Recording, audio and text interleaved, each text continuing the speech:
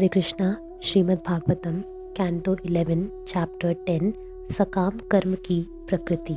भगवान ने कहा, पुण्यात्मा मेरी शरण में आकर तथा मेरे द्वारा वर्णित भगवत भक्ति में अपने मन को सावधानी से एकाग्र करके मनुष्य को निष्काम भाव से रहना चाहिए तथा वर्णाश्रम प्रणाली का अभ्यास करना चाहिए। शुद्ध आत्मा को यह देखना चाहिए कि चूंकि इंद्रिय तृप्ति के प्रति समर्पित होने से बद्ध आत्माओं ने इंद्रिय सुख की वस्तुओं को धोखे से सत्य मान लिया है, इसलिए उनके सारे प्रयत्न असफल होकर रहेंगे। सोया हुआ व्यक्ति स्वप्न में इंद्रिय तृप्ति की अनेक वस्तुएं देख सकता है, किंतु ऐसी आनंददायक वस्तुएं मनगढ़ंत होने के कारण अंततः व्यर्थ होती हैं। इसी तरह जो जीव अपनी आध्यात्मिक पहचान के प्रति सोया हुआ रहता है, वह भी अनेक इंद्रिय विषयों को देखता है, किंतु क्षणिक तृप्ति देने वाली ये असंख्य वस्तुएं भगवान की माया द्वारा निर्मित होती हैं तथा इनका स्थायी अस्तित्व नहीं होता। जो व्यक्ति इंद्रियों से प्रेरित होकर इनका ध्यान करता है, वह अपनी बुद्धि को व्यर्थ के कार्य में लगाता है। जिसने अपने मन में मुझे अपने जीवन लक्ष्य के रूप में बिठा लिया है, उसे इंद्रिय तृप्ति पर आधारित कर्म त्याग देने चाहिए और उन्नति के लिए विधि विधानों द्वारा अनुशासित कर्म करना चाहिए। किंतु जब कोई व्यक्ति आत्मा के चरम सत्य की खोज में पूरी तरह लगा हो, तो उसे सकाम कर्मों को नियंत्रित करने वाले शास्त्रीय आदेशों को भी नहीं मानना चाहिए। जिसने मुझे अपने जीवन का परम लक्ष्य मान लिया है, उसे चाहिए कि पाप कर्मों का निषेध करने वाले शास्त्रीय आदेशों का कठोरता से पालन करे और जहाँ तक हो सके गौण नियमों को यथा स्वच्छता की संस्तुति करने वाले आदेशों को संपन्न करे। किंतु अंततः उसे प्रामाणिक गुरु के पास जाना चाहिए, जो मेरे साकार रूप के ज्ञान से पूर्ण होता है, जो शांत होता है और जो आध्यात्मिक उत्थान के कारण मुझसे भिन्न नहीं होता। गुरु के सेवक अथवा शिष्य को झूठी प्रतिष्ठा से मुक्त होना चाहिए और अपने को कभी भी कर्ता नहीं मानना चाहिए। उसे सदैव सक्रिय रहना चाहिए और कभी भी आलसी नहीं होना चाहिए। उसे पत्नी, बच्चे, घर तथा समाज सहित समस्त इंद्रिय विषयों के ऊपर स्वामित्व के भाव को त्याग देना चाहिए। उसे अपने गुरु के प्रति प्रेम पूर्ण मैत्री की भावना से युक्त होना चाहिए और उसे कभी भी ना तो पथभ्रष्ट होना चाहिए, ना मोहग्रस्त। सेवक या शिष्य में सदैव आध्यात्मिक ज्ञान में आगे बढ़ने की इच्छा होनी चाहिए। उसे किसी से ईर्ष्या नहीं करनी चाहिए और व्यर्थ की बातचीत से बचना चाहिए। मनुष्य को सभी परिस्थितियों में अपने जीवन के असली स्वार्थ उद्देश्य को देखना चाहिए और इसलिए पत्नी, संतान, घर, भूमि, रिश्तेदारों, मित्र, संपत्ति इत्यादि से विरक्त रहना चाहिए। जिस तरह जलने और प्रकाश करने वाली अग्नि उस लकड़ी ईंधन से भिन्न होती है जो प्रकाश देने के लिए जलाई जाती है, उसी तरह शरीर के भीतर का दृष्टा स्वतः प्रकाशित आत्मा उस भौतिक शरीर से भिन्न होता है जिसे चेतना से प्रकाशित करना पड़ता है। इस तरह आत्मा तथा शरीर में भिन्न भिन्न गुण होते हैं और वे पृथक पृथक हैं। ईंधन की दशा के अनुसार अग्नि जिस तरह सुप्त, प्रकट, क्षीण, तेज और विविध रूपों में प्रकट हो सकती है, उसी तरह आत्मा भौतिक शरीर में प्रवेश करता है और शरीर के विशिष्ट लक्षणों को स्वीकार करता है। सूक्ष्म तथा स्थूल शरीरों की उत्पत्ति प्रकृति के गुणों से होती है, जो भगवान की शक्ति से विस्तार पाते हैं। जब जीव झूठे ही स्थूल तथा सूक्ष्म शरीरों के गुणों को अपने ही असली स्वभाव के रूप में मान लेता है, तो संसार का जन्म होता है। किंतु यह मोहमाई अवस्था असली ज्ञान द्वारा नष्ट की जा सकती है। इसलिए मनुष्य को चाहिए कि ज्ञान के अनुशीलन द्वारा वह अपने भीतर स्थित भगवान के निकट पहुँचे। भगवान के शुद्ध दिव्य अस्तित्व को समझ लेने पर मनुष्य को चाहिए कि वह धीरे धीरे भौतिक जगत को स्वतंत्र सत्ता मानने के झूठे विचार को त्याग दे।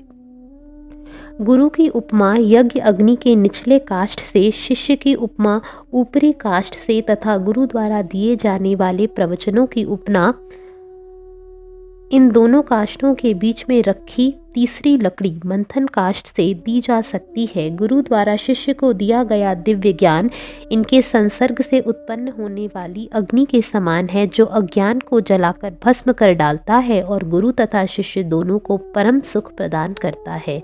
दक्ष गुरु ने विनय पूर्वक श्रवण करने से दक्ष शिष्य में शुद्ध ज्ञान उत्पन्न होता है, जो प्रकृति के तीनों गुणों से उत्पन्न भौतिक मोह के प्रहार को पीछे भगा देता है।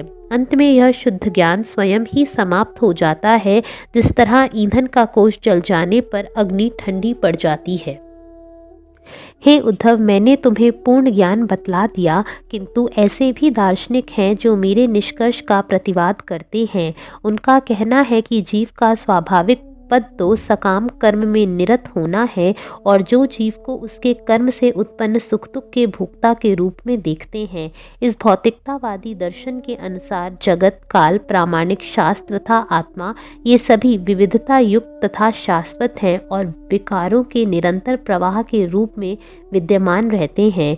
यही नहीं, ज्ञान एक अथवा नित्य नहीं हो सकता, क्योंकि यह विविध एवं परिवर्तनशील पदार्थों से उत्पन्न होता है। फलस्वरूप ज्ञान स्वयं भी परिवर्तनशील होता है।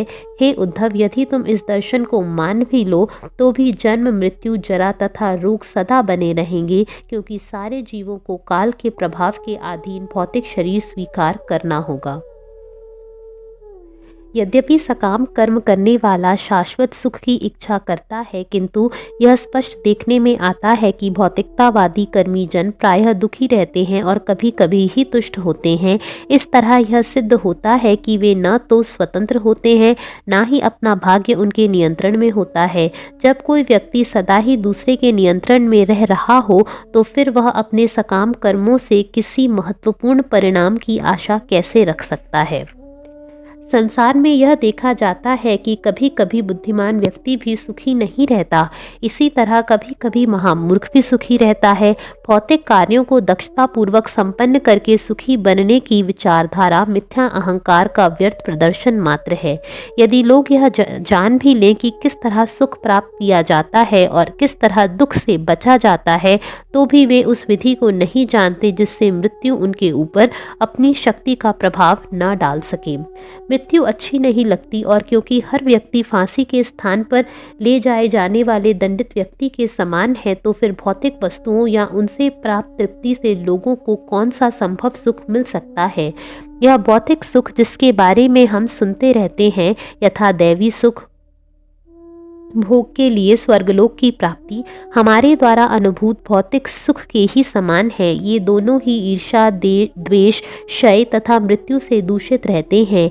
इसलिए जिस तरह फसल के रोग, कीट या सूख जैसी समस्याएं उत्पन्न होने पर फसलें उगाना व्यर्थ हो जाता है, उसी तरह पृथ्वी पर या स्वर्गलोक में भौतिक सुख प्राप्त करने का प्रयास अनेक व्यवधानों के कारण निष्फल हो जाता है।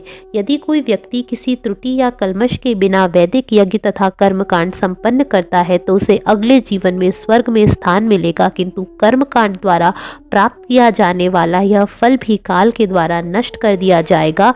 अब इसके विषय में सुनो।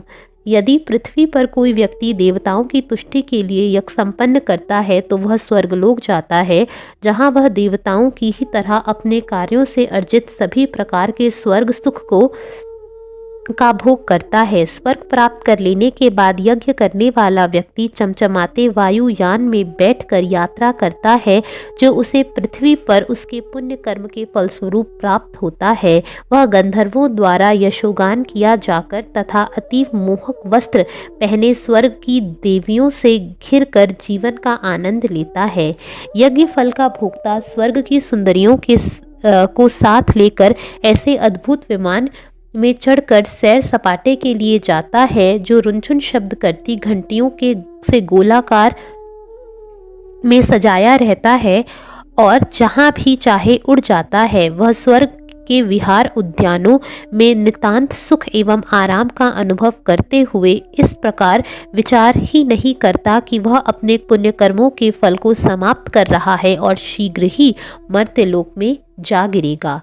यज्ञ करता तब तक स्वर्गलोक में जीवन का आनंद लेता है जब तक उसके पुण्य कर्मों का फल समाप्त नहीं हो जाता, किंतु जब पुण्य फल चुक जाते हैं तो नित्य काल की शक्ति द्वारा वह उसकी इच्छा के विरुद्ध स्वर्ग में के विहार स्थलों से धकिया कर नीचे गिरा दिया जाता है। यदि मनुष्य बुरी संगति के कारण अथवा इंद्री को अपने वश में न कर पाने के कारण पापमय अधार्मिक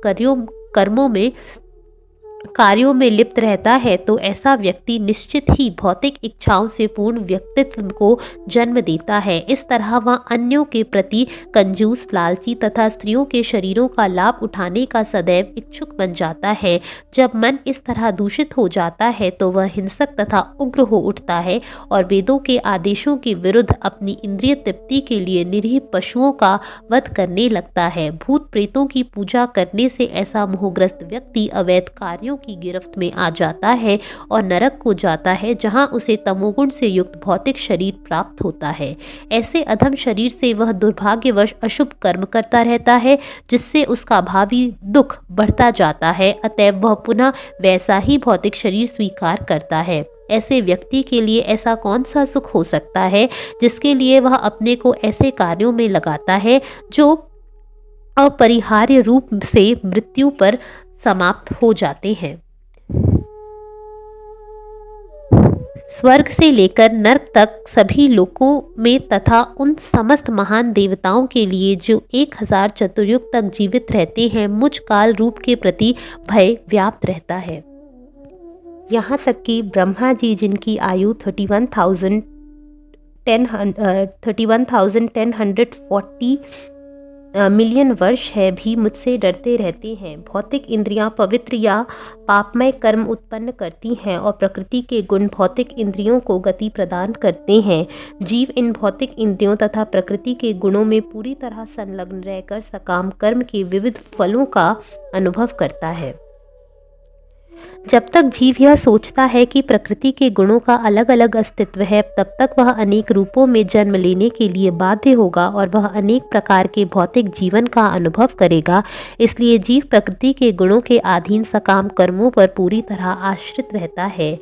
जो बद्ध जीव प्रकृति के गुणों के अधीन होकर सकाम कर्मों पर निर्भर रहता है, वह मुझ भगवान से डरता रहता है, क्योंकि मैं उसके सकाम कर्मों के फल को लागू करता हूँ। जो लोग प्रकृति के गुणों की विविधता को यथार्थ मानकर भौतिकतावादी जीवन की अवधारणा स्वीकार करते हैं, वे भौतिक भोग में अपने को लगाते हैं। फलस्वरूप वे सदैव शोक तथा दुख में डूबे रहते हैं। जब प्रकृति के गुणों में उद्वेलन तथा अन्योन्य क्रिया होती है तो जीव मेरा